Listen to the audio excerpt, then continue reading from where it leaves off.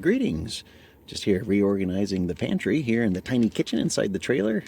I think it's about time to show you what my daily meals look like. And I have a kind of a basic set of meals that I go to for my no ice camping. And I'm going to do a quick rundown here.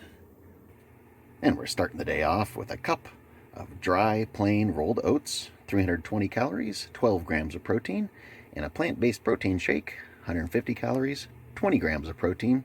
So breakfast, all told, is about 500 calories and 32 grams of protein. Rice with choice of culinary oil, this time coconut, and a little ginger. Very tasty. About 320 calories, 6 grams of protein. Garlic instant mashed potatoes with olive oil, 350 calories, 6 grams of protein.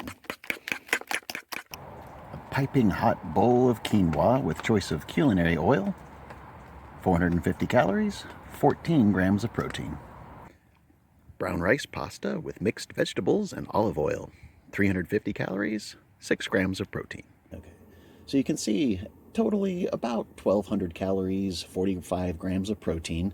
And lately I've been adding an extra shake and oats in the evening just to make sure I get enough, because I don't think I'm quite getting enough these days. And that adds another, of course, 32 grams of protein, 500 calories. So totally, these days I'm getting about 1,700 calories and 67 grams of protein. That's plenty of macronutrients for a minimally active person. And of course, not being the most complete diet, lacking fresh fruits or vegetables, I do need to take some supplements, but not that much. Just your standard multivitamin, magnesium, potassium, and iron, and I do need for my health to take an antihistamine every day. And the iron I only take every other day because I'm really not that deficient, and I do get enough iron in other sources. But that's it. Very simple. Doesn't cost much, and I just grab whatever brand is on the shelf. I don't really care too much about whether it's, the brand or just a brand. As long as I get some in, that's the main thing. And of course, snacks are always an option, and I never turn down free food. Don't do that. It's not a very good survival tactic. If you have a specialty diet, such as, for me, I can't have gluten or soy, and I avoid sugar whenever possible. But if there's a soy burger in front of me that someone else made and is offering up, you bet I'm going to eat it. Do not turn down free food. That is not an intelligent survival tactic. So if you're homeless, you're broke, you're poor, free food is, what you got to look for. And that includes the free foods that Mother Nature puts in front of me. So foraging is always an option, And you got to stay flexible. This is just base nutrition. This isn't exactly what I always eat every day, but, good stuff, good stuff. The pluses, of course, are being that it's vegan or vegetarian. At least, whoops, that's wrong. It's gluten-free, it's soy-free, it's low sugar, there's minimally processed ingredients. It's mostly, whole foods, essentially. And the cool thing is that every meal is homemade. Everything is made from scratch. This is basically, the protein shake is the only thing that's sort of processed in any way. And even then, what's in it is just sort of ground up, peas, rice, and a few other little things, like a little bit of inulin and some sweeteners. But other than that, it's basically just sort of a ground up version of what's in here and what's in here, the rice and the peas and such. And as far as how much it costs, well, that's pretty darn cheap, depending on where you shop. This could cost you less than $4 a day, or, roughly $120 a month.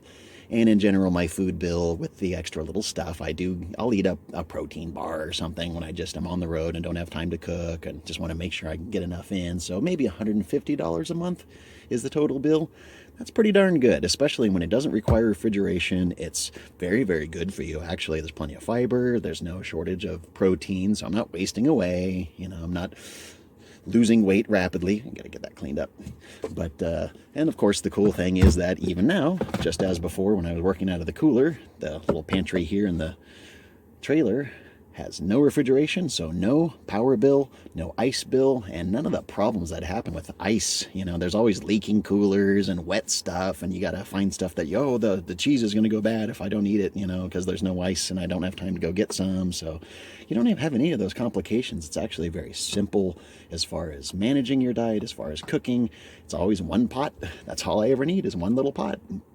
And it's a very, very easy diet to stick with because there's not exactly a whole lot of complicated options or complicated cooking methods. Just throw it in a pot, boil it up, season it up, add a little cooking oil, and away you go. No refrigeration, still doing very, very well. And thanks for joining me for a few minutes here to take a look in the pantry at how I camp without ice.